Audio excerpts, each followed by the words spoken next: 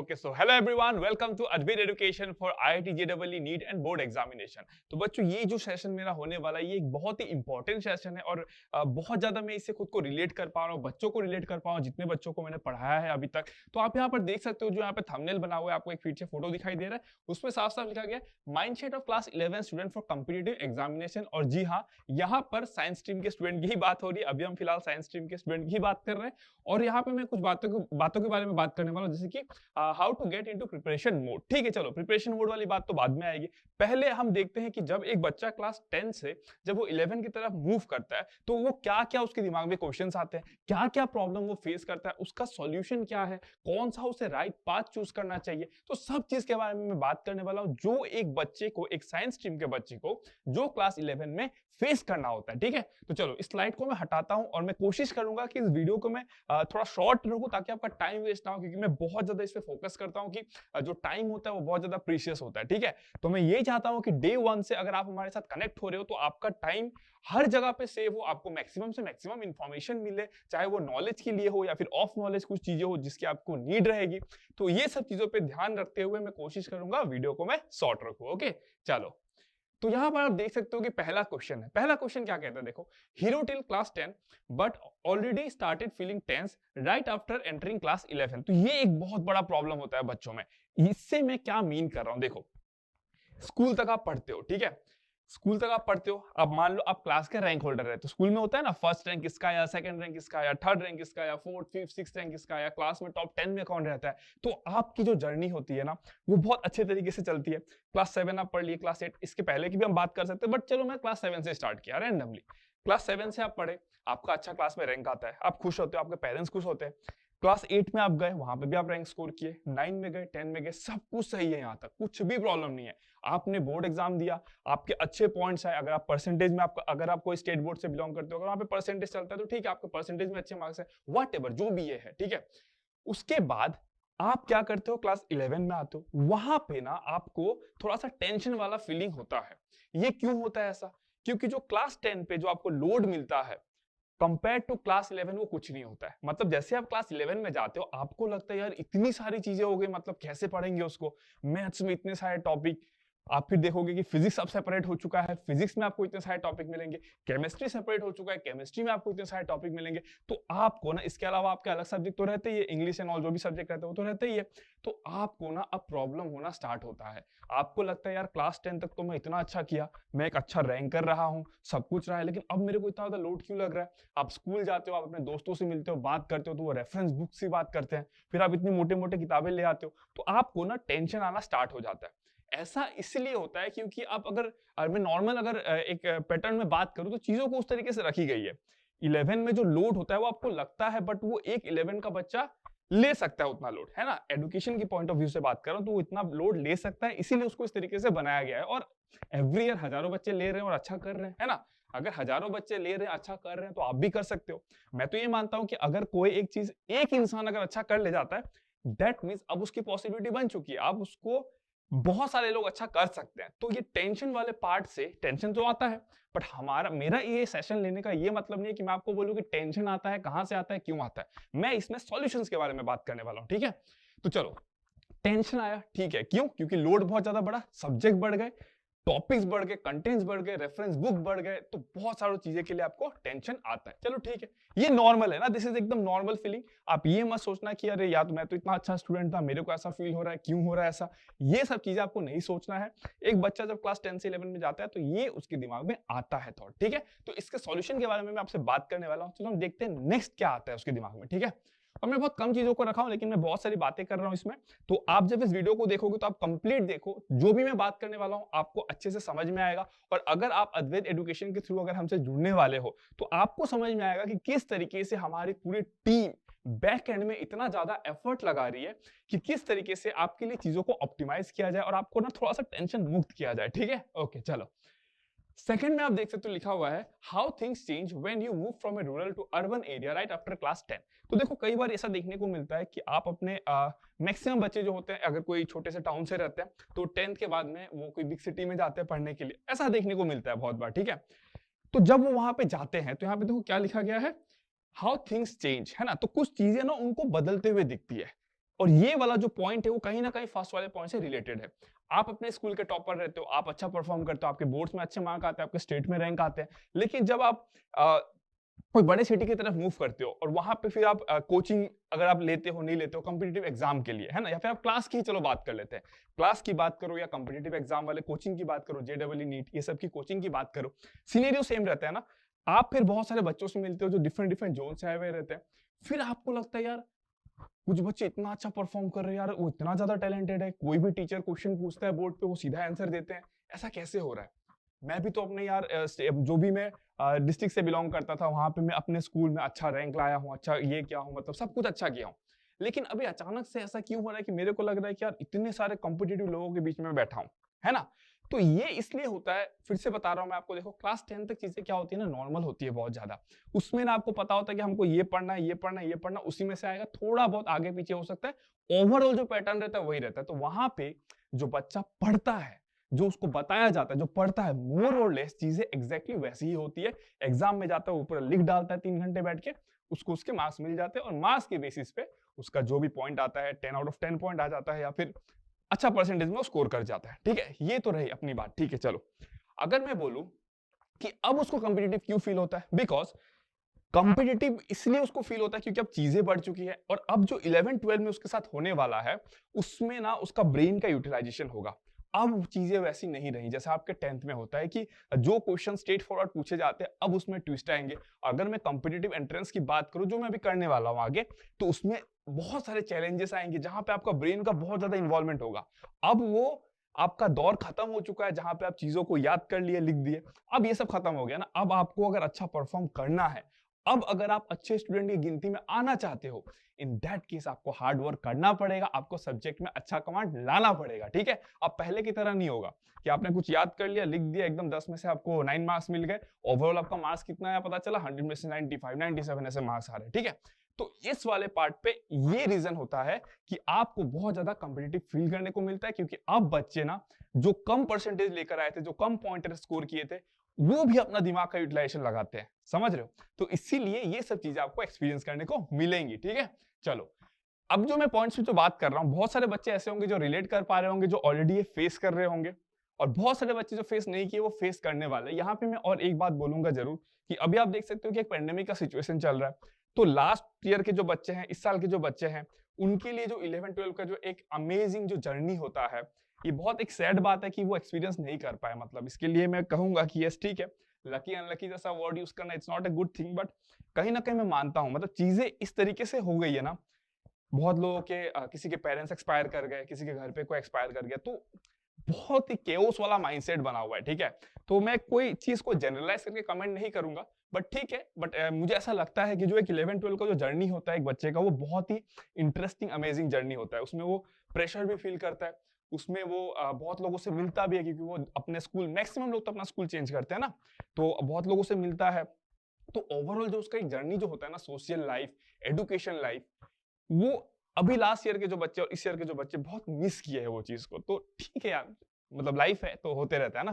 तो ऐसा तो नहीं है कि एक चीज अगर लाइफ में हमारा अगर एक फेज अगर बुरा हो गया तो पूरा लाइफ बुरा हो गया, आगे जिंदगी जीने के लिए तो बहुत मौका मिलेगा ना आपको। ठीक है, चलो अगर मैं थर्ड पॉइंट की बात करूं तो उसमें क्या लिखा होगा, देखो why overall mathematics is important for your future. तो जैसे कि आपको पता होगा, कि अगर नहीं पता होगा तो ठीक है मैं बता दे रहा हूं, अद्वैत एजुकेशन में मैथमेटिक्स में डील करने वाला हूं।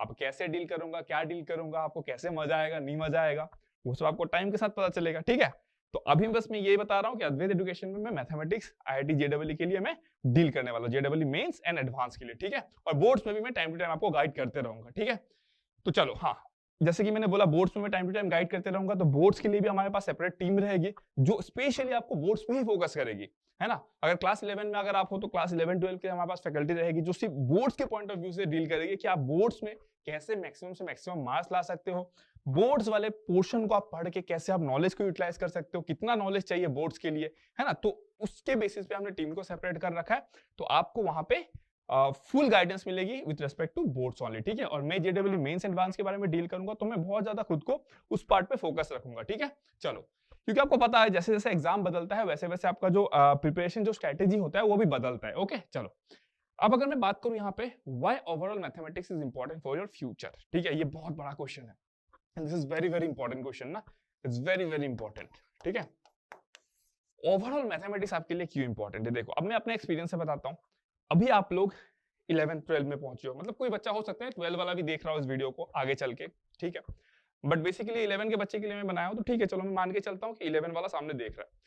तो अभी आप 11 12 में पढ़ाई करोगे, ठीक है, डन। आप 11 पढ़ोगे, फिर 12 में जाओगे, 12 पढ़ोगे, फिर एंट्रेंस आएगा नहीं आएगा उसके बारे में बात करेंगे हम लोग। उसके बाद का आपका जर्नी क्या होगा, अगर आप इंजीनियरिंग चूज करते हो तो आप इंजीनियरिंग की तरफ जाओगे, अगर आप मेडिकल चूज करते हो तो फिर मेडिकल की तरफ जाओगे, इट्स ओके फाइन, चलो ठीक है।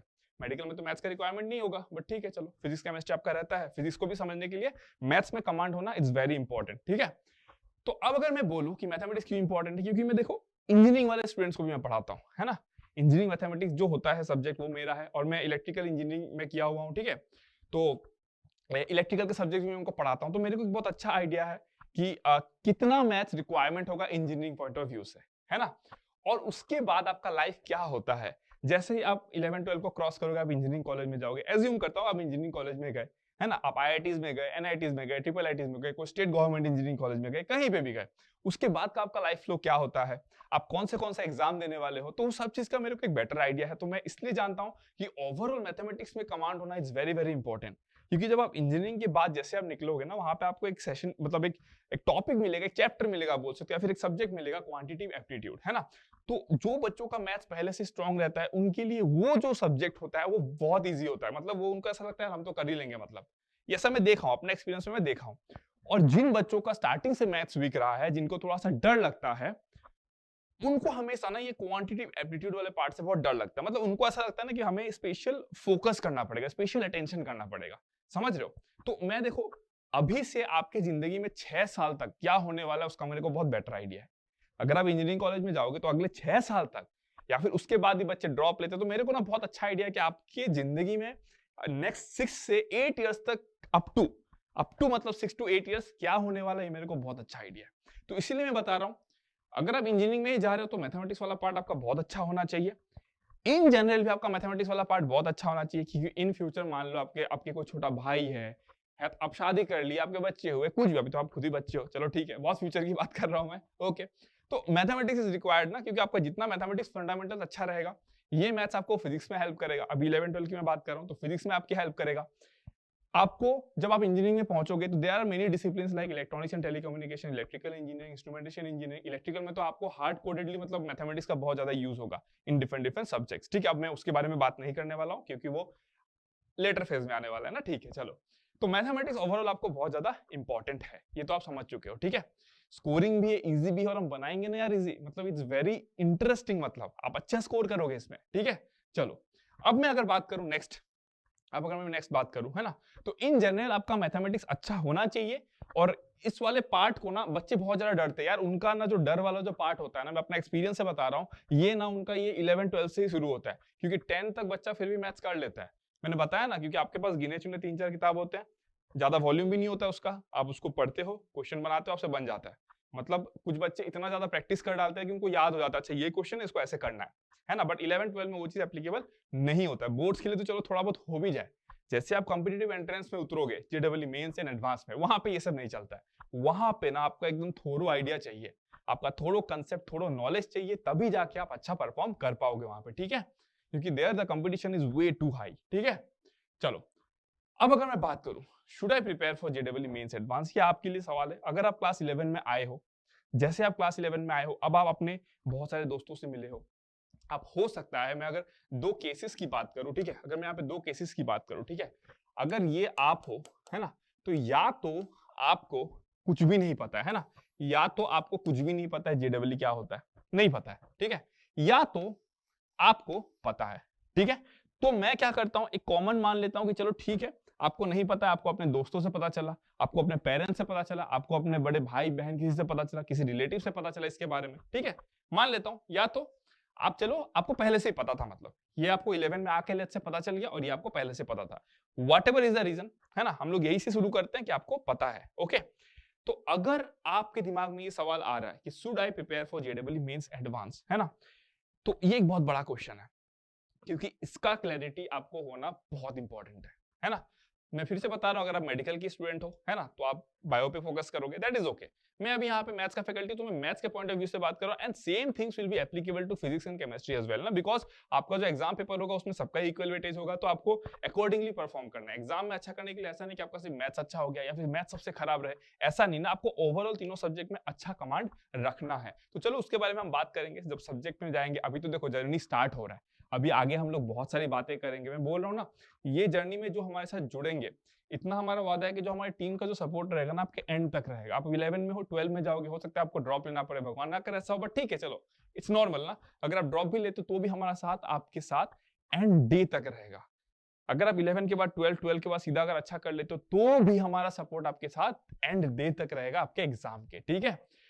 तो अब जब आपके दिमाग में ये क्वेश्चन आया, तो ये आप खुद से पूछो कि आप 11, 12 में आ चुके हो और अभी आपका ये डिसीजन मेकिंग होना बहुत ज्यादा जरूरी है कि आप सच में ये करना चाहते हो या नहीं करना चाहते हो।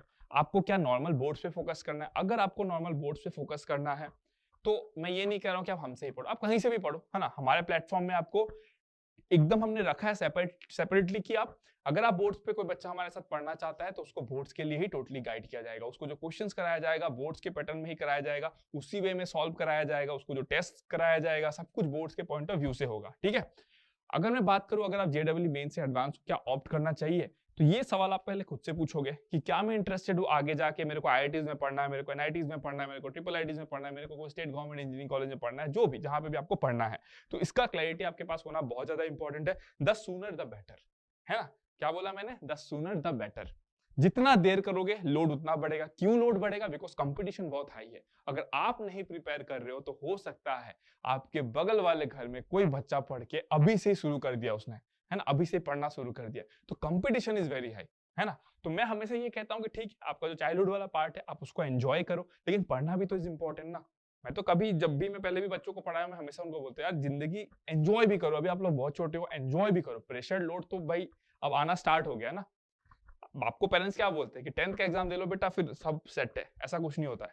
12th का एग्जाम दे लो बस निकाल लो एग्जाम सब सेट है, ऐसा नहीं होता है ना। फिर आप इंजीनियरिंग में जाओगे, ग्रेजुएशन कर लो, ये तो लास्ट बस, इसके बाद तो टेंशन है ही नहीं, ऐसा कुछ नहीं होता है। आप अगर तीनों में बैक टू बैक परफॉर्म अच्छा करोगे ना, फिर भी आपको सबसे बड़ा चैलेंज मिलेगा लाइफ का, उसको आप कैसे डील करते हो।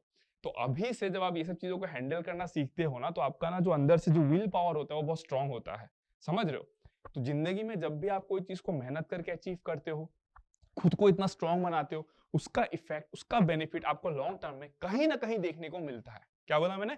कहीं ना कहीं उसका बेनिफिट आपको देखने को मिलता है। क्योंकि मैं 11, 12 के बच्चे को पढ़ाया हूँ, इंजीनियरिंग के बच्चे को पढ़ाया हूँ, ठीक है, तो मेरे को अच्छा आइडिया, मतलब वो क्या फेस करेंगे नहीं करेंगे, क्या उनके लाइफ का सिचुएशन रहता है, उनका माइंडसेट क्या रहता है, इवन 6 साल बाद आपका माइंडसेट क्या होगा, ये भी मेरे को अच्छा आइडिया है, ठीक है। तो चलो, ये सवाल आप खुद से पूछोगे। अगर आपको थोड़ा भी लगता है कि नहीं मेरे को ना करना है यार, मैं कर लूंगा, है ना, और आप नहीं करोगे, क्यों? अगर आप नहीं करना चाहते हो तो इसका मतलब ये है कि आपके दिमाग में एक डाउट है कि यार बहुत ज्यादा कंटेंट है, कैसे पढ़ेंगे, इतना सारा चैप्टर है, इतना सारा क्वेश्चन, इतना टफ टफ क्वेश्चन आता है, लोग बोलते हैं इतना टफ है, कैसे करेंगे। तो इजी बनाना हमारा काम है ना। मतलब एज ए टीचर मैं हूं या फिर हमारा टीम जो है, अगर हम आपके लिए इजी नहीं बना पा रहे हैं चीजें, दैट मीन्स मतलब हमें खुद को टीचर नहीं कहना चाहिए, मैं तो ऐसा मानता हूँ। अगर मैं टीचर होकर बोल रहा हूँ कि एग्जाम आपके लिए टफ है, दैट मीन्स प्रॉब्लम आप में नहीं, प्रॉब्लम मेरे में है, ठीक है। मैं अगर बोल रहा हूँ कि आपके लिए मैं इजी करूंगा ये, आप देखोगे कि कैसे चीजें इतनी बटर स्मूथ हो जाएंगी, तो ये मेरा रेस्पॉन्सिबिलिटी है ना। और वो चीज अगर मैं करने में सक्सेसफुल रहा तो मैं बोलूंगा ना I am a good teacher. और मेरे पास एक्सपीरियंस ऐसे है कि ठीक है, मैं बच्चों को बहुत इजी करवा देता हूँ मैथ्स, ठीक है। उसी तरीके से आप हमारे फिजिक्स वाले टीम से मिलोगे, केमिस्ट्री टीम से मिलोगे, बायो टीम से मिलोगे, तो हमने पूरा टीम ही उस तरीके से रेडी किया है, जो लोग बहुत ज्यादा पैशनेट है, बहुत ज्यादा डेडिकेटेड है अपने काम को लेके। ऐसा नहीं कि टीचिंग जस्ट ठीक है जॉब करेंगे सैलरी आएगी, ऐसा ऐसे लोग यहाँ पे नहीं है ना। यहाँ पे आपको ऐसे लोग मिलेंगे जिनका पैशन है पढ़ाना, वो पढ़ाना ही चाहते हैं, मतलब, ठीक है। तो इसका आपको बहुत अच्छा एडवांटेज मिलने वाला है, ठीक है। तो जैसे आपके दिमाग में ये वाला पार्ट आपको क्वेश्चन आए कि मेरे को करना चाहिए नहीं करना चाहिए, 1% भी अगर आपके दिमाग में है नहीं यार मैं कर लूंगा लेकिन थोड़ा सा प्रॉब्लम है कि लोड रहेगा, तो वो पार्ट तो आप भूल जाओ। लोड रहेगा, प्रेशर रहेगा, समझ में नहीं आएगा, इतने सारे बुक्स है, क्या है नहीं है, वो सब कुछ भूल जाओ। 1% भी छोड़ो यार, 0.1% भी दिमाग में अगर आपके आ गया ना कि मैं कर लूंगा, शायद यार मैं करना चाहता हूं, बस you are at the right place, ठीक है। You are at the right place. आप हमसे कनेक्ट करोगे, जैसे आप पढ़ोगे आपको खुद आइडिया हो जाएगा, 10 दिन 15 दिन 1 महीना आप पढ़ोगे, आपको खुद आइडिया हो जाएगा कि जो आपने डिसीजन लिया है हमारे साथ कनेक्ट होने का, that is the best decision of your life, at least in class 11, ठीक है। चलो इसके बारे में मैंने बात कर लिया। अब अगर मैं बात करूं नेक्स्ट, देखो क्या है, नेक्स्ट क्या है, देखो an idea of the syllabus for class 11। अब जैसे ही आप क्लास 11 में आए हो, तो मैं मानता हूं कि अभी अभी जैसे आप क्लास 11 में आए हो, बुक्स वगैरह आपने एनसीईआरटी की ली होगी, तो आपको एक आइडिया है कि सिलेबस का मतलब आपके सिलेबस में है क्या। मैथ्स की बात कर रहा हूं मैं यहाँ पे, किसके बारे में बात कर रहा हूँ, मैथ्स की बात कर रहा हूँ, क्योंकि मैं मैथ्स डील करने वाला हूँ, मैं पहले बता दिया, ठीक है। चलो, तो उसी तरीके से फिजिक्स का भी, केमिस्ट्री का भी सेशन होगा, जहां पे हमारे रेस्पेक्टिव फैकल्टी बात करेंगे कि किस तरीके से आपको चीजों को कवर करना है। ओके, चलो, an idea for the syllabus of class 11, ठीक है। अब क्लास 11 के सिलेबस के बारे में थोड़ा सा हम देख लेते हैं मैथ्स के, ठीक है। तो आप देख सकते हो यहाँ पे मैंने कुछ लिस्टिंग की है, तो ठीक है। तो अभी तो मैं ये मान के चल रहा हूँ कि आपको कुछ भी नहीं पता है ना, कुछ भी नहीं पता है। एटमैक्स क्या पता है कि चलो ये जब चैप्टर्स के नाम होते हैं, ओके, इससे ज्यादा आपको कुछ नहीं पता है, मैं ऐसा मान के चलता हूँ, ठीक है। तो जैसे ही आप क्लास 10 तक तो मैथ्स पढ़े हो, ऐसा तो नहीं है कि आप 11 में बिना मैथ्स पढ़े आ गए, है ना। तो आपको ये तो पता होता है कि मैथ्स क्या होता है, उसमें कैसे चैप्टर्स होते हैं, आपका जो प्लेन ज्योमेट्री वगैरह, इक्वेशंस वगैरह आप लोग बेसिक पढ़ लेते हो 10 तक, है ना। तो चलो ठीक है, उसके बाद से मैं एक ओवरव्यू दूंगा, क्योंकि अभी अगर मान लो लेट्स से अगर मैं इसको एक्सप्लेन करूंगा तो उसका कोई सेंस नहीं बनता, क्योंकि वो तो मैं आने वाले टाइम में पढ़ाऊंगा ना आपको। तो मैं एक ओवरव्यू देने वाला हूं कि क्या क्या चीजें आप पढ़ोगे और इसका कितना ज्यादा इंपॉर्टेंस है जेडब्ल्यू मेंस और एडवांस में, ठीक है। कितना ज्यादा मतलब इंपॉर्टेंस है जेडब्ल्यू मेंस और एडवांस में। अभी के लिए अगर आपको ये नहीं पता है कि जेडब्ल्यू मेंस कितने मार्क्स का होता है, क्या होता है, जेडब्ल्यू एडवांस कितने मार्क्स का होता है, कब होता है, साल में कितने बार होता है, कितना मार्क्स चाहिए मेरे को वहां पे आईआईटीज में जाने के लिए, एनआईटीज में जाने के लिए, ये सब तो बात की बात यार। अभी तो बस हमने शुरू किया है, तो मैं यहाँ पे ऐसा आप मत सोचो कि मैं एक सेशन में सब बात करने वाला हूँ। अभी तो हमने साथ में जर्नी स्टार्ट किया है ना, अभी तो हमने साथ में जर्नी स्टार्ट किया, तो आगे तो हम लोग बहुत सारी बातें करने वाले हैं ना यार। मतलब कहा ना, ये आपका हाथ है, या हमारे फैकल्टी टीम का हाथ है, तो ये हाथ जो ऐसे जुड़ेगा, ये आपका फाइनल डे जो आप एग्जाम देने जाओगे ना, वहां तक हम हाथ नहीं छोड़ेंगे आपका, इतना हमारा वादा है आपसे। उसके बाद आप हमारे अपने जो टीचर्स है, दैट मींस हम जो है, आप हमें याद करते हो या नहीं करते हो वो तो आपकी बात है, लेकिन आपके सक्सेस वाले पार्ट तक हम आपके साथ रहेंगे। आपको लाइफ में जो प्रॉब्लम होगा उसके लिए हम डील करेंगे, साथ करेंगे। और कैसे हम लोग कनेक्टेड रहेंगे, बहुत जल्दी हमारा टेलीग्राम ग्रुप आने वाला है, तो उसमें बहुत सारे बच्चों को हम लोग उसी के थ्रू कम्युनिकेट करेंगे। जो भी आपका प्रॉब्लम होगा आप वहां पे हमारे फैकल्टी टीम से बात कर सकते हो, ठीक है। चलो, अब अगर मैं बात करूं सिलेबस के बारे में, तो आप देख सकते हो कि सेट जेडब्ल्यू मेंस लिखा हुआ है। दैट मींस सेट के ऊपर एक बहुत ही इजी सा चैप्टर है ना, एक बहुत ही इजी सा चैप्टर। और इसको देखो, ये आप ये मत समझना कि मैं इस फ्लो में पढ़ाता हूँ, मेरा पढ़ाने का फ्लो ये नहीं होता है। मेरा पढ़ाने का फ्लो क्या होता है, उसके लिए मैंने एक सेपरेट रोड मैप मतलब डिजाइन किया है, जिसको मैंने पहले भी बच्चों को उसी फॉर्मेट में पढ़ाता हूँ, मैं हमेशा बच्चों को उसी फ्लो में पढ़ाता हूँ। और मैं एकदम प्रॉपर जस्टिफिकेशन के साथ आपको बताऊंगा कि क्यों आपको उसी फ्लो में पढ़ना चाहिए और क्या बेनिफिट होता है। बट वो मैं इस सेशन में बात नहीं करूंगा।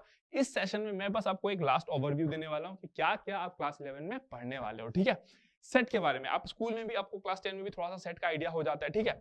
तो set is easy chapter, no doubt, but हम लोग देखेंगे कैसे अच्छे अच्छे क्वेश्चन भी इसमें पूछे जा सकते हैं। और सेट ना, जो आप पढ़ते हो जिसके वजह से आपको इजी लगता है, आप वैसा मत सोचो। इसको अगर आपको एकदम ब्यूटीफुल वे में समझना है, तो इसके बारे में हम बहुत सारी बातें कर सकते हैं, ठीक है। तो मैं बहुत ज्यादा टाइम तो इसको नहीं पढ़ाता हूँ, जितना भी टाइम पढ़ाता हूं उसमें आपको चीजें बहुत ज्यादा इंटरेस्टिंग लगेंगी, ठीक है।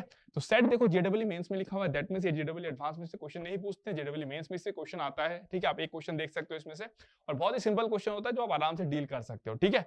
चलो, ये हो गया सेट के बारे में, it is one of the easiest, ठीक है। अब आता है रिलेशनल फंक्शन, जो वेरी वेरी इंपॉर्टेंट है, ठीक है। आप देखोगे जेडब्ल्यू मेंस में रिलेशन फंक्शन से क्वेश्चंस आते हैं, जेडब्ल्यू एडवांस में जनरली फंक्शन से क्वेश्चन पूछे जाते हैं। अभी तो आपको थोड़ा भी आइडिया नहीं है कि रिलेशन क्या होता है, फंक्शन क्या होता है। सेट के बारे में आपको एक बेसिक सा आइडिया होगा सेट के बारे में, ठीक है। मैं क्या बोला, सेट के बारे में आपको एक बेसिक सा आइडिया होगा।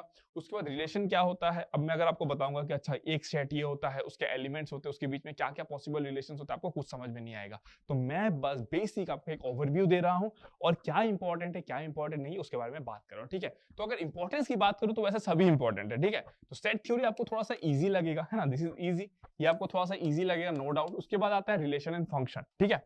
रिलेशन एंड फंक्शन में this portion is very very easy. Function की बात करूं तो it's very vast topic, it's a very big topic, it's a very interesting topic, it is also an easy topic, but इस पे आपका command होना बहुत ज्यादा जरूरी है। मैं क्या कह रहा हूं, देखो, अगर आप 11 के बच्चे हो तो आप अभी सोच रहे हो कि मैं जेडब्ल्यू की तैयारी करूं नहीं करूं, अगर आप करते हो तब तो आपको अच्छा कमांड रखना ही है। अगर आप नहीं भी करते हो तो भी इन जनरल आपको एक अच्छा आइडिया होना चाहिए। अब देखो प्रिपरेशन में क्या चेंजेस आती है, मैं ये कहता हूं कि जब आपको पढ़ना ही है तो आप कंसेप्ट तो सभी पढ़ लो ना। जेडब्ल्यू मेंस एंड एडवांस के लिए क्या करना पड़ता है आपको, नंबर ऑफ क्वेश्चन ज्यादा प्रैक्टिस करना पड़ता है, क्योंकि जब आप बोर्ड्स के लिए भी जाते हो तो आप टॉपिक्स तो यही पढ़ते हो, बस जब आप जेडब्ल्यू मेंस और एडवांस की बात करते हो तो आप कुछ एक्स्ट्रा टॉपिक्स पढ़ते हो, थोड़ा सा उसमें एडवांसमेंट चीजों को पढ़ते हो, थोड़ा सा क्रिटिकल चीजों को पढ़ते हो, थोड़ा सा टफ चीजों को पढ़ते हो। बट ये हमारा काम रहेगा कि हम आपके लिए टफ चीजों को ईजी करेंगे।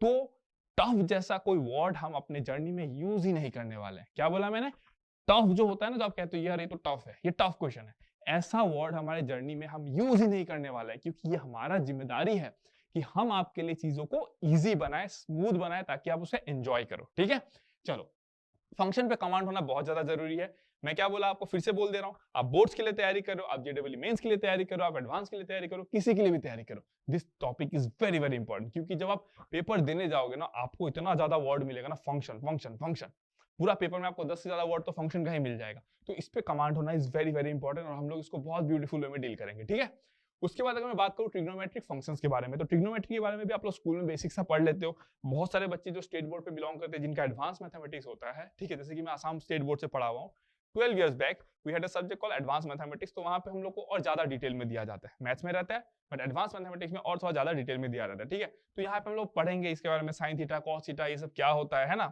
इसका सिग्निफिकेंस क्या होता है, फिर दो एंगल को आप ऐड करके उसका साइन कोसाइन निकालोगे। तो इसीलिए मैं ये सब बात कर रहा हूँ, बिकॉज ऑफ साइन कोसाइन जैसे टर्म्स को सुन चुके हो, है ना। तो उसके बारे में हम लोग डिटेल में बात करेंगे, आपस में उनका रिलेशनशिप क्या होता है, आइडेंटिटीज क्या होता है, ट्रिग्नोमेट्रिक आइडेंटिटीज, ट्रिग्नोमेट्रिक इक्वेशंस क्या होता है। तो हम लोग सब चीज के बारे में इस चैप्टर में बात करने वाले हैं, जो जेडब्ल्यू मेंस एडवांस दोनों के लिए इंपॉर्टेंट है, एज वेल एज बोर्ड्स के लिए। बोर्ड्स के लिए तो इंपॉर्टेंट सभी कुछ है, क्योंकि ये पूरा एनसीईआरटी का ही सिलेबस है। ठीक है, तो इसको भी हम लोग इजी वे में डील करेंगे। ठीक है, इसको भी हम लोग इजी वे में डील करेंगे, इसको भी इजी बना देंगे पूरा। फिर आता है principle of mathematical induction. It is one of the easiest topic ना, it is one of the easiest topic. यहाँ पे आपको मैथमेटिकल इंडक्शन मतलब थियोरेटिकली आपको चीजों को प्रूव करना पड़ता है। ठीक है, आप कैसे प्रूव करते हो उसके बारे में बात नहीं करने वाला हूँ। ठीक है, कि आप बात नहीं करते चलो, क्योंकि आपको ऐसे भी समझ में नहीं आने वाला, अभी मैं बात करूंगा, आप परेशान हो जाओगे। ठीक है, क्योंकि वैसे भी मैं एक ओवरव्यू तो लूंगा ही ना, जहां पे मैं बात करूंगा कि किस तरीके से हमारा रोड मैप रहेगा जेडब्ल्यू मेंस एडवांस के लिए, तो वहां पे मैं थोड़ा सा बात कर लूंगा। ठीक है, तो ये वाला टॉपिक आपका जेडब्ल्यू का मेंस का पार्ट रहता है, एडवांस का पार्ट नहीं होता, और इससे बहुत ही सिंपल क्वेश्चन बनते हैं, जो 2-3 घंटे भी काफी है इसको प्रिपेयर करने के लिए। ओके, उसके बाद आता है complex number. This is one of the best topic, मतलब समझ रहे हो क्यों, क्योंकि जैसे ही आप रियल नंबर से आगे बढ़ते हो एक बड़े सिस्टम की तरफ, है ना, जैसे कि फॉर एग्जाम्पल रूट के अंदर अगर माइनस आ जाए तो it's a problem, let's say -2, है ना। रूट के अंदर जब माइनस आ जाए तो प्रॉब्लम, इसीलिए हमने क्या किया, रियल नंबर जो होता है, रियल नंबर आप पढ़ते हो ना, ये this one the real number line, 0 हो गया, 1 2 dot dot dot up to infinite, -1 -2 dot dot dot up to minus infinite. ठीक है, जब रियल नंबर सिस्टम इनफ नहीं होता है तो हम लोग एक बिगर सिस्टम को कंसीडर करते हैं, that is the complex number system, है ना। तो हम लोग कॉम्प्लेक्स नंबर के बारे में पढ़ेंगे, जिसका जो उसका रिक्वायरमेंट है, क्यों आया, जस्ट बिकॉज अंडर रूट के अंदर, मतलब रूट के अंदर में आपको नेगेटिव साइन देखने को मिलता है, तो उसको डील करने के लिए हम लोग कॉम्प्लेक्स नंबर स्टडी करेंगे। आर्गन प्लेन के बारे में, कॉम्प्लेक्स प्लेन जो होता है उसके बारे में बात करेंगे, बहुत चीजों के बारे में बात करने वाले हैं, and this is very very important. ठीक है, ये जेडब्ल्यू मेंस और एडवांस के लिए भी बहुत ज्यादा इंपॉर्टेंट है, बहुत अच्छे अच्छे क्वेश्चन इससे फ्रेम होते हैं, बट अपन तो उसको ईजी करने वाले हैं, अपन तो सब चीज को ईजी करने वाले हैं। ठीक है, चलो अब अगर मैं नेक्स्ट बात करता हूँ, देखो इसके बाद क्या है, इसके बाद आता है आपका क्वाड्रेटिक इक्वेशन। ठीक है, क्वाड्रेटिक इक्वेशन के बारे में आपको बेसिक आइडिया होता है ना, सेकेंडरी इक्वेशन होता है ax² + bx + c = 0 where a0 = 0। जिसको आता है ठीक है, जिसको नहीं आता है पढ़ेंगे हम लोग। ठीक है, तो इससे भी आपको क्वेश्चन देखने को मिल जाता है, और इसका जो फंडामेंटल वाला जो पार्ट होता है ये बहुत जगह पे यूज होता है ना। ओवरऑल जो क्वाड्रेटिक इक्वेशन होता है ना, वो कहीं ना कहीं आपको यूज करते हुए मिल जाएगा, कहीं पे भी इक्वेशन आ जाएगा सेकंड डिग्री का क्वाड्रेटिक इक्वेशन, तो आप उसको सॉल्व करते हो। ठीक है, तो ये बहुत ज्यादा इंपॉर्टेंट है जेडब्ल्यू मेंस और एडवांस दोनों के लिए, यहाँ से क्वेश्चंस आते हैं आपके। फिर आता है लीनियर इक्वालिटीज। ऐसा चाहिए सिलेबस में मेंशन नहीं, बट आपको पढ़ना पड़ेगा ये चीज, है ना। फॉर एग्जाम्पल अगर मैं ऐसे लिख दूं कि चलो x² + 2x + 5 that is equals to 0, है ना, रैंडम सा लिख दिया मैंने, क्योंकि ऐसा नहीं है आपको ये मिला नहीं, ये तो आपको क्लास 6-7 में मिलता है ना, जब आप फैक्टराइज करना सीखते हो। ठीक है, ऐसा मैंने लिख दिया, इक्वल है तो ठीक है, इक्वालिटी है, आप आराम से डील कर लिए। यही चीज अगर लेट्स से x² + 2x + 5 > 0 हो गया, ये बन गया आपका इनइक्वालिटी। इसको आप कैसे डील करोगे, उसके लिए आप एक चैप्टर पढ़ते हो लीनियर इनइक्वालिटीज, तो इसका जो एप्लीकेशन आपको हर जगह पे देखने को मिलेगा, कैलकुलस में मिलेगा। कैलकुलस तो चलो आपने वर्ड नहीं सुना है तो मैं बताऊंगा आपको, तो ये सब चीजें हम लोग यूज करेंगे, इट्स लाइक अ टूल, है ना। Linear inequalities is like a tool, बहुत जगह पे ये यूज होने वाला है। ठीक है, नेक्स्ट आता है परमुटेशन कॉम्बिनेशन, जिससे बच्चों को बहुत ज्यादा डर लगता है। ठीक है, but this is one of the interesting topic, बहुत ज्यादा इंटरेस्टिंग टॉपिक होता है परमुटेशन कॉम्बिनेशन, है ना। मतलब आप कैसे अरेंजमेंट करते हो, कैसे सिलेक्शन करते हो चीजों का। मान लो बहुत सारे बच्चे अगर हैं यहाँ पे, ठीक है, मान लो 5 बॉयज हैं और 3 गर्ल्स हैं लेट्स से, ठीक है, तो इनको आप किस वे में अरेंज करोगे ताकि लेट्स से हर 2 बॉय के बीच में एक गर्ल रहे। इसको मैंने क्या कर दिया, लेट्स से 5 गर्ल कर दिया, चलो ठीक है। इसको आप कैसे अरेंज करोगे कि हर 2 बॉय के बीच में एक गर्ल रहे, मतलब ऑल्टरनेट बॉयज और गर्ल्स हो, कितने वेज में आप इसको बिठा सकते हो, समझ रहे हो? तो ऐसे चीजों को रियल लाइफ में कितना ज्यादा आता है, सोचो रियल लाइफ में इसका कितना ज्यादा एप्लीकेशंस है। तो this is very very important, जेडब्ल्यू मेंस एडवांस में बहुत ज्यादा ये मतलब इंपॉर्टेंट रोल प्ले करता है। इसका अंडरस्टैंडिंग आपको होना बहुत ज्यादा जरूरी है, क्योंकि ये आपको नेक्स्ट हेल्प करेगा प्रोबेबिलिटी में। यहाँ तो नहीं है, नीचे आएगा, अपन देखेंगे, ठीक है। तो this is also very very important, okay, very very important. Next आता है बाइनोमियल थ्योरम। स्कूल में आप लोग पढ़ते हो a plus B whole square, है ना। स्कूल में आप लोग पढ़ते हो हार्डर फैक्टर एंड आइडेंटिटीज के नाम पे चैप्टर पे पढ़ते हो आप लोग a प्लस बी क्यूब, है ना, ऐसे चीजों को पढ़ते हो। फिर आप ये भी पढ़ते हो a plus B plus C whole square, है कि नहीं, ये सब चीजें आप पढ़ते हो। अब मान लो सिचुएशन बदल गया और अब आपको कोई निकालने को दे दिया a plus B to the power let's say 98, कैसे करोगे आप? जब a plus B whole square रहता है, ठीक है, a प्लस बी लिख दिया, मल्टीप्लाई कर दिए। अब a plus B to the power 98 को कैसे डील करोगे भाई तुम, समझ रहे हो? तो ऐसे चीजों को सीखने के लिए हमको क्या मिला, बाइनोमियल थ्योरम, जहां पे मैं बेसिक सा बात कर रहा हूं। वैसे हम लोग binomial theorem, multinomial theorem, trinomial, ये सब कुछ के बारे में बात करने वाले, ठीक है। क्या होता है बाइनोमियल का मतलब, क्या होता है अभी थोड़ी पढ़ा दूंगा, मतलब समझ रहे हो, जब पढ़ाऊंगा तो बात करूंगा उसके बारे में। तो ये चैप्टर भी बहुत ज्यादा इंपॉर्टेंट होता है ना। इसका एप्लीकेशन आपको इंजीनियरिंग मैथमेटिक्स में, जब आप इंजीनियरिंग में आ जाओगे, इंजीनियरिंग मैथमेटिक्स जब पढ़ोगे, फिर आपको डिफरेंशियल इक्वेशन एक चैप्टर मिलेगा, वहां पे इसका एप्लीकेशन आपको कई बार देखने को मिलता है, हायर इंजीनियरिंग मैथमेटिक्स में, ठीक है। वहां पे भी इसका एप्लीकेशन आपको देखने को मिलता है। मैं पढ़ाया हूं तो मेरे को आइडिया है, तो मैं बात करूंगा। जब मैं पढ़ाऊंगा तो मैं तो बहुत चीजों के बारे में बात करूंगा ना, मैं तो बोल ही रहा हूँ। आप जेडब्ल्यू के बाद भी क्या फेस करने वाले हो उसके बारे में मैं बात करूंगा ना, ठीक है। चलो अब आता है नेक्स्ट, सीक्वेंस एंड सीरीज। ये बहुत ही इंटरेस्टिंग चैप्टर है। यहाँ पे आप बेसिकली ना सीक्वेंस और एक सीक्वेंस के बारे में बात करते हो। सीक्वेंस आप इन जनरल आपको एक आइडिया होगा, है ना, मैथ्स के पॉइंट ऑफ व्यू से नहीं है तो इंग्लिश के पॉइंट ऑफ व्यू से होगा, है ना। फॉर एग्जांपल कोई अगर नंबर है 1, let's say 3, let's say 5, let's say 7 dot dot dot से का नंबर है, ठीक है। अप टू कहां तक है, अप टू कोई एन टर्म तक है। इसका आपको सम निकालना है, या फिर आपको बताना है कि 17 नंबर पोजीशन में कौन सा नंबर होगा। तो आप डायरेक्टली कैसे बता दोगे, है ना। एक वे क्या है, आप लिखो 1 3 5 7 9 11 और काउंट करो 1 2 3 4 5 6, अच्छा 17 नंबर पे ये मेरा एलिमेंट आने वाला है, ठीक है, ये नंबर आने वाला है। पर सीक्वेंस सीरीज जब आप पढ़ोगे तो आप टेक्निक सीखोगे, आप शॉर्टकट सीखोगे कि किस तरीके से आप डायरेक्टली चीजों को फाइंड करेंगे, है ना। ये अरिथमेटिक प्रोग्रेशन हो गया, geometric progression, geometric mean, harmonic mean, ये सब टर्म्स आप यहाँ पे सीखने वाले हो। It is one of the simplest topic, इससे भी क्वेश्चंस आपको मिलेंगे एंड इंपॉर्टेंट भी है, बहुत ज्यादा अच्छे क्वेश्चन भी फ्रेम होते हैं, चैलेंजिंग क्वेश्चन भी फ्रेम होते हैं, ठीक है। तो अपन देखेंगे इसको हम लोग इस तरीके से इजी बनाते हैं, ओके। चलो आगे बढ़ते हैं फिर। इसलिए मैंने बोला ना, मैं इस तरीके से बात नहीं कर सकता कि ये इससे बहुत ज्यादा इंपॉर्टेंट है, ऐसा नहीं है। इंपॉर्टेंट सभी कुछ है, क्वेश्चन हर जगह से आता है। अगर आप एक एस्पायरेंट हो जो सीरियस तरीके से अगर प्रिपेयर करना चाहता है तो उसको सभी कुछ पढ़ना है ना, ऐसा नहीं है कि कुछ आप छोड़ के जाओगे, पढ़ना आपको सब चीज है। जब मैं आपको ये कमिटमेंट दे रहा हूँ कि मैं सब कुछ ईजी कर दूंगा आपके लिए, सब कुछ मैं बता रहा हूँ ना, इतना ईजी कर दूंगा कि आप ना, देखो मेरा पढ़ाने का स्टाइल क्या होता है, मैं थोड़ा सा बात कर लेता हूँ। मेरा पढ़ाने का स्टाइल एंड में बात करते हैं, चलो ठीक है, अभी नहीं करते, एंड में बात करते हैं, ठीक है, उसके बारे में। अब नेक्स्ट अगर मैं आगे बढ़ूं तो क्या आ गया, देखो आपका स्ट्रेट लाइंस, है ना।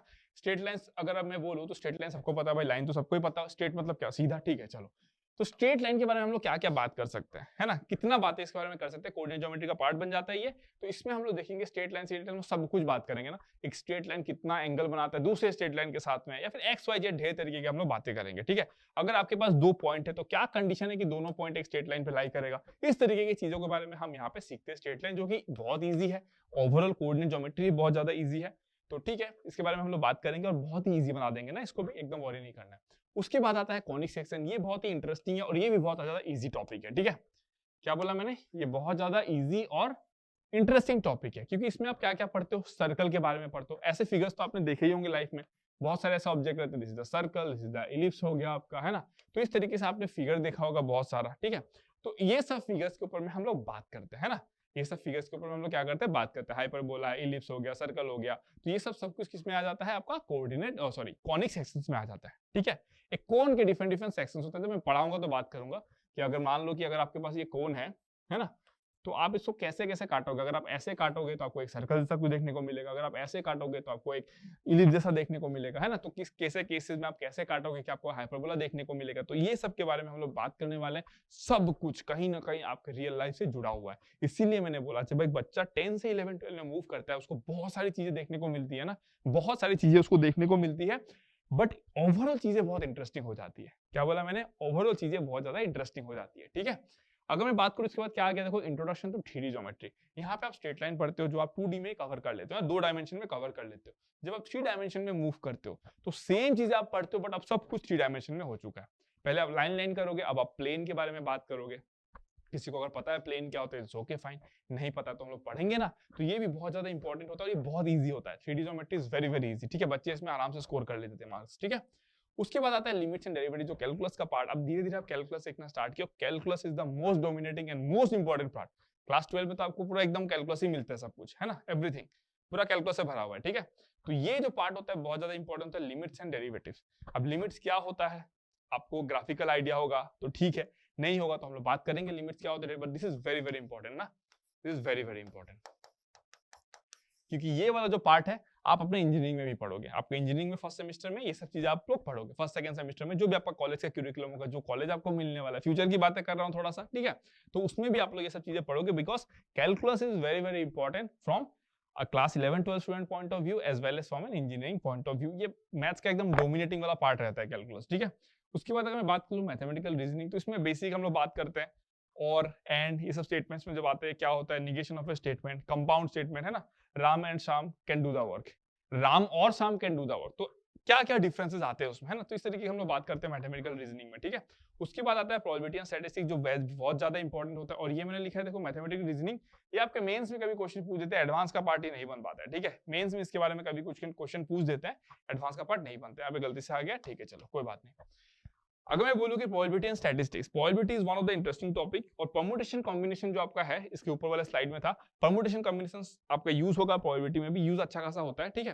तो प्रोबेबिलिटी क्या कैलकुलेट करता है, कोई भी इवेंट का प्रोबेबिलिटी कैलकुलेट करता है, समझ लो। आपको जो क्वेश्चन में डेटा दिया जाएगा उसके बेसिस पे आप डिसाइड करते हो कि उसका प्रोबेबिलिटी होने का चांसेस, उसका होने के चांसेस क्या है, उसका प्रोबेबिलिटी कहते हो ना, उसका होने के चांसेस क्या है, ठीक है। तो प्रोबेबिलिटी जो है वो आपको क्लास 11 में भी मिलेगा और क्लास 12 में भी मिलेगा। 11 में आपको ज्योमेट्री प्रोबेबिलिटी तक मिलता है। अब क्या होता है उसके बारे में बात करेंगे ना हम लोग फिर से। उसके बाद जो आपका जो 12 का जो पार्ट बनता है वो सब ज्योमेट्री प्रोबेबिलिटी के बाद का, Bayes theorem, total probability, conditional probability, फिर आपका बर्नौलिस थ्योरम, ये सब के बारे में आप बात करते हो ना, रैंडम वेरिएबल्स, इसके बारे में बात करते हो। और ये वाला पार्ट आपका फिर से इंजीनियरिंग में आने वाला है, जिसको आप बहुत ज्यादा यूज करोगे। Probability is very very important, probability को समझना, है ना। अगर आप electronics and telecommunication engineering choose करते हो आगे जाके, प्रोबेबिलिटी का आपको बहुत अच्छा यूज वहां पे देखने को मिलेगा उस सब्जेक्ट में, ठीक है। तो प्रोबेबिलिटी आपका सेकंड ईयर में, मतलब I mean HS second year में भी आपका यूज होगा, जब आप क्लास 12 जिसको बोलते हो उसमें भी यूज होगा। और जो 3D ज्योमेट्री था वो भी यूज होगा। 3D जो होता है 11 में आपको एक बेसिक आइडिया दिया जाता है ना, कि आप थोड़ा सा जान लो 3D के बारे में, ठीक है। सेक्शन फॉर्मूला हो गया, डिस्टेंस बिटवीन 2 पॉइंट्स हो गया, है ना। अगर 3 डायमेंशन है तो 2 पॉइंट्स के बीच में डिस्टेंस कितना होगा, बेसिक बातें आपको बस बताई जाती है। इसको 3D को एक्सप्लोर किया जाता है आपको कब, क्लास 12 में अच्छे तरीके से, ठीक है। तो ये हो गया आपका यहाँ तक का सिलेबस के बारे में मैंने बेसिक बात कर लिया, है ना। कौन से चैप्टर में क्या होता है इसके बारे में मैंने बात नहीं किया। तो अब आप यहाँ पे देख सकते हो कि so what are you waiting for, सब कुछ मैंने बता दिया। सबसे इंपॉर्टेंट स्टेटमेंट जो मेरा रहा वो ये रहा कि हम जो है वो आपके लिए सब कुछ इजी बनाएंगे, ये हमारा टास्क है। सब कुछ इजी बनाएंगे ना, मतलब आपके लिए ऐसा होगा ही नहीं कि यार सर हमें ना ये 5 चैप्टर तो सर एकदम इजी लगते हैं, बट ये 2 चैप्टर ना सर टफ लग रहा है, ऐसा होगा ही नहीं। मतलब आप सोचो, मैंने बोला ना, जो टफ वाला जो वर्ड है ना वो एकदम आप हटा दो, मतलब ना वो एकदम रिमूव कर दो। मतलब हमारा टीम मतलब इस तरीके से एफर्ट देने वाला है, हमने जो प्लान किया है आपके लिए वो बेस्ट वे में प्लान किया कि इजी तो आपके लिए बनना ही, आप चाहे भैया कुछ भी हो जाए। क्या बोला मैंने, अब भैया कुछ भी हो जाए, इजी तो आपके लिए चीजें बनेंगी अब, ठीक है। तो what are you waiting for, it's your call now, है ना। आप अगर 11-12 में साइंस स्ट्रीम में एंट्री किए हो, मैथ्स तो भाई आपको पढ़ना ही है। तो मैं ये कह रहा हूं कि अगर आप जेडब्ल्यू एडवांस के लिए अगर आप सोच चुके हो, मेंस एडवांस के लिए जो भी अगर आप सोच चुके हो, तो लग जाओ अभी से, समझ रहे हो। अब अभी से लग जाओ, एकदम टाइम वेस्ट नहीं करना है। लेकिन अगर आप चाहते हो कि आप बस बोर्ड्स तक ही पढ़ो, तो भी मैं बोलूंगा जितने चैप्टर्स है कंसेप्ट को अच्छे से ग्रैब करो। नंबर ऑफ क्वेश्चंस बहुत ज्यादा प्रैक्टिस मत करो। नंबर ऑफ क्वेश्चन बोर्ड्स के लिए इतना प्रैक्टिस करने का कोई मतलब नहीं है ना। मैं तो फिर से बोल रहा हूँ कि जो कंटेंट है, जो टॉपिक्स है, सेम ही रहते हैं। जेडब्ल्यू मेंस एडवांस के लिए थोड़ा सा एक्स्ट्रा पढ़ते हो, थोड़ा सा मतलब एडवांस चीजों को पढ़ते हो। क्या बोला मैंने, एडवांस चीजों को पढ़ते हो। लेकिन अगर आप बोर्ड्स के लिए भी तैयारी करो तो ओवरऑल नॉलेज रखो, नंबर ऑफ क्वेश्चन बहुत ज्यादा प्रैक्टिस मत करो, आपका टाइम बच जाएगा ओवरऑल। तो आपका मैथ्स में जो कमांड होगा वो अच्छा होगा। आगे जाके आप लेट्स से कैट वगैरह एग्जाम के एमबीए के लिए तैयारी करोगे, वहां पे क्वांटिटी एप्टीट्यूड होगा, बोला ना। अगर अभी से आपका मैथ स्ट्रॉन्ग रहेगा तो उस टाइम में आपको इजी लगेगा, फिर आपको लगेगा ये क्वांट है तो हम बना लेंगे, हम तो इतना डिफिकल्ट मैथ्स पढ़ के आए, ये तो इजी है यार, बना लेंगे, है ना। ऐसा एक ना कॉन्फिडेंस आता है। और मैं बच्चों को देखता हूँ तो मेरे को अच्छा आइडिया है ना, मेरे को इसलिए तो मैं बोल रहा हूँ आपके साथ आगे जाके क्या होने वाला है मुझे उसका बेटर आइडिया है, ठीक है। तो इसीलिए मैं बोल रहा हूँ अभी से मैथ्स पे आपका अच्छा कमांड होना चाहिए। तो चलो ठीक है, मैं इस सेशन को खत्म करूंगा, उसके पहले मैं अपने पढ़ाने का स्टाइल के बारे में थोड़ा सा बता देता हूँ आपको। मेरा जो पढ़ाने का जो फ्लो होता है मैथ्स में, जिस तरीके से मैं पहले बच्चों को पढ़ाया हूँ, मैं हमेशा उस तरीके से डील करता हूँ, क्योंकि मेरे पास एक लॉजिकल रीजन होता है कि मैं क्यों उस वे में डील करता हूँ। तो मैं आपको दिखाऊंगा एक रोड मैप का मैं सेशन लेने वाला हूँ, ठीक है। तो उस रोड मैप को सेशन को आपको अटेंड करना है। आप कमेंट सेक्शन में मेरे से इंटरेक्ट भी कर सकते हो, जो भी आपका क्वेश्चन होगा आप बिल्कुल इंटरेक्ट करना उसमें, ठीक है। तो उसमें मैं आपके बारे में बात करूंगा कि कैसे मैं मैथ्स को, किस चैप्टर को मैं पहले पढ़ाता हूँ, किस चैप्टर को मैं बाद पढ़ाता हूँ, जो ओवरऑल जो फ्लो होता है किस तरीके से मैं डील करता हूँ, और मैं जस्टिफाई भी करता हूँ कि क्यों मैं उस तरीके से डील करता हूँ उसको, ठीक है। सब कुछ इजी रहेगा आपके लिए। अगर आप यहाँ पर आए हो तो थैंक यू सो मच कि आपने हम पे बिलीव किया। तो बस इसी तरीके से आपको हमसे जुड़े रहना है, और आप देखोगे चीजों को कि किस तरीके से आपके लिए इजी बनाई जा रही है, चाहे वो मैथ्स हो, फिजिक्स हो, केमिस्ट्री हो, बायो हो, कुछ भी हो। ओवरऑल चीजों का ना आपको एकदम अच्छे तरीके से इजी बनाया जाएगा। तो मैं ये बोल रहा था आपको कि मैं मैथ्स किस तरीके से डील करने वाला हूँ, ठीक है। तो मेरा मैथ्स का डील करने का ये स्टाइल होता है कि मैं बच्चों को बोलता नहीं हूँ कभी आप ये बुक ले लो, वो बुक ले लो। मुझे ऐसा लगता है कि एज ए टीचर अगर मैं आपको बोल रहा हूँ कि आपको बुक पढ़ने की रिक्वायरमेंट है, दैट मीन्स मैं एक अच्छा टीचर नहीं हूँ, मतलब अपने नजरों में ही मैं गिरूंगा फिर, है ना। तो हमारे बैकएंड टीम में हम लोग क्वेश्चन बैंक पे भी वर्क कर रहे हैं। तो क्वेश्चन बैंक जब तक हम रेडी नहीं कर रहे हैं, तब तक हो सकता है कि आपको रेफर किया जाए, अच्छा आप यहाँ से क्वेश्चन को प्रैक्टिस करो। कंसेप्ट एंड नॉलेज के मामले में तो आपको कहीं से नहीं पढ़ना है ना। कंसेप्ट जो आपको यहाँ पे पढ़ाया जाएगा that will be more than sufficient, क्योंकि जब मैं पढ़ाता हूँ तो आप सोचो, जब मैं एक सब्जेक्ट को पढ़ा रहा हूँ तो मेरे को अच्छा आइडिया कि मैं उसमें नंबर ऑफ बुक्स में पढ़ चुका हूँ ना, नंबर ऑफ मैं बुक्स पढ़ चुका हूँ। बहुत सारे इसमें टॉपिक्स ऐसे भी है जो इंजीनियरिंग में जो आप पढ़ोगे, एडवांस इंजीनियरिंग मैथमेटिक्स या फिर हायर इंजीनियरिंग मैथमेटिक्स, तो मैं वो सब किताबें पढ़ चुका हूँ। तो ओवरऑल जो मेरा नॉलेज है मैं उसको पूरा यहाँ पे प्रेजेंट करने वाला हूँ, ताकि आपको ना कोई बुक रेफर ना करना पड़े ना, आपको कोई भी बुक ना पढ़ना पड़े। इससे आपका क्या होगा, बर्डन कमेगा। इससे आपको क्या होगा, बर्डन कमेगा। जितने वेराइटीज ऑफ क्वेश्चन है वो वेराइटीज मेरी रेस्पॉन्सिबिलिटी कि मैं आपके लिए क्रिएट करूं, कि अगर आप मेरे क्वेश्चंस को बना लेते हो तो आपका अंदर से कॉन्फिडेंस आना चाहिए कि यार सर लोगों ने, तो मैं पूरी टीम की बात कर रहा हूं, है ना, सुजीत सर उनकी पूरी टीम ने, है ना, इस तरीके से हमको क्वेश्चन करा दिया कि अब कॉन्फिडेंस ना अंदर से आ रहा है कि यार इतने वैरायटी सर लोगों ने करा दिया, अब तो नए क्वेश्चन में हमारा दिमाग मतलब चलेगा नहीं, दौड़ेगा, मतलब समझ रहे हो। तो ये हमारी रिस्पॉन्सिबिलिटी होगी आपके लिए, ये हमारी टीम की जिम्मेदारी होगी कि हम आपके लिए चीजों को सिंपल बनाए, ठीक है। कंसेप्ट के लिए no book at all, question के लिए कैसे दिया जाएगा, क्या दिया जाएगा, आपको सब कुछ बताया जाएगा, आपको उसके लिए भी वरी नहीं करना है। आप बस लेक्चर को अटेंड करो और देखो किस तरीके से एकदम बटर स्मूथ फ्लो के साथ में आप टॉपिक्स को कवर करते हो, और बहुत मजा आने वाला है, मैं बता रहा हूँ ना, बहुत मजा आने वाला है। ऑलवेज अवेलेबल, बोला ना, ऑलवेज अवेलेबल रहेंगे। जब भी आपका डाउट हो, जो भी आपका करना हो, किस तरीके से आप हमसे इंटरेक्ट करोगे, सब चीज आपको बता दिया जाएगा। तो ये सेशन को मैं यहाँ पे अब एंड करूंगा। यहाँ पे मैं क्या करूंगा, दी एंड करता हूँ, ठीक है। यहाँ पे मैं दी एंड करता हूँ। अब यहाँ पे देखो क्या हो गया, मैंने बेसिकली क्या बात किया, एक 11 के बच्चे के माइंडसेट के बारे में बात किया कि आपको तैयारी करनी चाहिए कि नहीं करनी चाहिए। आपका ओवरऑल मैथ्स में कमांड अच्छा होना चाहिए, और तैयारी करने वाला पार्ट खुद का आपका कॉल होना चाहिए। कोई भी चीज को ना फोर्सफुली नहीं किया जाता है। मैं बोला ना, अगर आप 0.01%, चलो मैं 0.1 से भी नीचे आ गया, 0.01% भी अगर आप विल पावर रखते हो ना, यार मैं कर लूंगा बस, यार थोड़ा अच्छा गाइडेंस तो मिल जाए, आप फोड़ दोगे, बता रहा हूँ ना। आप हमसे कनेक्ट रहोगे ना, फोड़ दोगे। इतना हम आपके लिए डेडिकेटेड रहेंगे, और आप खुद देखना ना, आपको ऐसा लगेगा यार सर तो सब लोग बड़ी बड़ी बातें करते हैं, बट देखना यहाँ पे जो बड़ी बातें होंगी ना उसको निभाया भी जाएगा, बकायदा उसे निभाया जाएगा, ठीक है। तो आपको उसके लिए टेंशन नहीं लेना है। आपको ना बस वही 0.01% पे फोकस करना। अगर वो आपको कहता है आप कर लोगे, तो बस you are at the right place, है ना, you are at the right place. एकदम टेंशन नहीं लेना, पूरा सपोर्ट रहेगा हमारा आपको। सब्जेक्ट को ना मक्खन, क्या कहते हैं ना, मक्खन बना देंगे आपके लिए, और आपको ना बहुत ज्यादा मजा आएगा। आपका जो कॉन्फिडेंस लेवल होगा बहुत ज्यादा बूस्ट होगा, और आप खुद देखोगे इस चीज को, ठीक है। तो ये सेशन मेरा बेसिकली क्लास 11 के बच्चों के लिए था, वैसे ही सेम एक सेशन में क्लास 12 के बच्चों के बारे में, बच्चों के साथ लेने वाला हूँ। क्योंकि अगर मैं बात करूं तो मैं देखो यहाँ पे एक नॉर्मल सा एक ग्राफ बनाता हूँ आपके लिए, देखो, ठीक है। यहाँ पे एक नॉर्मल सा मैं ग्राफ ड्रॉ करता हूँ। यहाँ पे देखो क्या होता है, अगर मैं बोलूँ ना कि ग्राफ का थोड़ा तो आइडिया होगा, ठीक है, चलो कुछ बेसिक तो आइडिया होगा ना ग्राफ के बारे में। ये अगर मैं बोल दूं टाइम है ना, और ये अगर मैं बोल दूं कि स्टूडेंट का माइंडसेट है, ठीक है, तो वो ना एकदम स्टार्ट होता है। ये आपका क्लास 12 आप पहुंचते हो यहाँ पे, है ना। उसके बाद में ये ग्राफ ना चेंज होता है, मैक्सिमम के लिए यही ग्राफ है। बट हम बात करेंगे कि इसको एटलीस्ट हम लोग कैसे इसको इंक्रीजिंग ही बनाए, है ना, स्ट्रिक्टली इंक्रीजिंग। कैलकुलस पढ़ोगे, बात करेंगे उसके बारे में ना, या इसको हम ऐसे ही मेंटेन करें, है ना।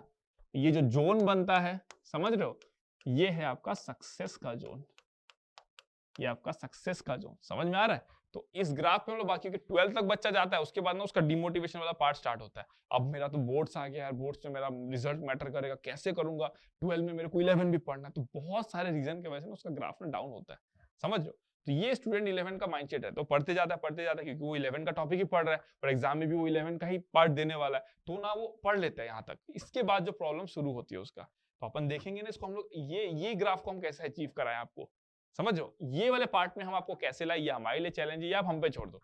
आपका काम है हमारी बातों को सुनना, उसको फॉलो करना, और मोस्ट इंपॉर्टेंटली जो आपको पढ़ा रहा है, जो आपके लिए अपना लाइफ, अपना टाइम डेडिकेट करा, उस पर ट्रस्ट करना, उस पर भरोसा करना, ठीक है? बाकी हम बनाएंगे ना यार आपके लिए ये ग्राफ, ऐसे टेंशन क्यों ले रहे हो, ठीक है? तो बस यही वाला पार्ट रहता है, इसीलिए मैं क्लास 12 के बच्चों के माइंडसेट के ऊपर मैं एक सेशन लेने वाला हूँ। क्या बोला मैंने? 12th के बच्चों के माइंडसेट के ऊपर सेशन लेने वाला हूँ, क्योंकि 11th के बच्चे के दिमाग में जो क्वेश्चंस आता है, 12th के बच्चों के दिमाग में और भी कुछ डिफरेंट क्वेश्चंस आते हैं, तो उसके बेसिस पे मैं बात करूंगा। 12th के सिलेबस के बारे में मैं बात करूंगा, फिर मैं उसमें ये भी बात करूंगा कि 12th का बच्चा जो है किस तरीके से ओवरऑल जो उसका लोड जो आता है बोर्ड्स और ये कॉम्पिटिटिव एंट्रेंस का, उसको वो कैसे हैंडल करेगा, कैसे टैकल करेगा।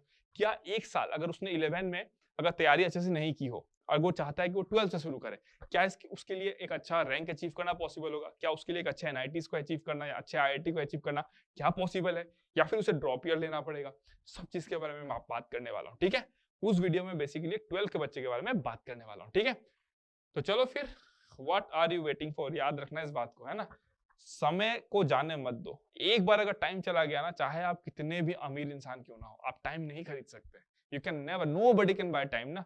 Time is always moving, nobody can buy it, ठीक है? तो टाइम को जाने नहीं देना आपको। जो भी आपके पास टाइम है, हर एक एक मिनट आपके लिए कीमती है, उसको आपको एंजॉय भी करना है, आपको पढ़ाई भी करना है, आपको सक्सेस के लिए अपने लाइफ में फाइट भी करना है उसी टाइम फ्रेम में। समझ रहे हो? तो सब कुछ उसी टाइम फ्रेम में करना है। Don't waste a single minute. तो अगर आपने माइंडसेट बना लिया तो बस ठीक है, अब क्लासेस भी आपके स्टार्ट होने वाली है, एंजॉय करना उसको। रिकॉर्डेड क्लासेस रहेंगी, जिस तरीके से आपका सपोर्ट रहेगा उस तरीके से जैसे हमारे साथ बच्चे जुड़ जाएंगे, लाइव क्लासेस होंगी, इंटरेक्शन होगा बहुत ज्यादा, तो बहुत मस्त तरीके से अपन प्लान करेंगे, ठीक है? बट स्टार्टिंग में आपका सपोर्ट और प्यार बहुत ज्यादा इंपॉर्टेंट रहेगा। तो आई जस्ट होप कि वो डेफिनेटली हमें मिलेगा, है ना? क्योंकि आप देख सकते हो अद्वैत एजुकेशन गेट एकेडमी का ही एक पार्ट है ना?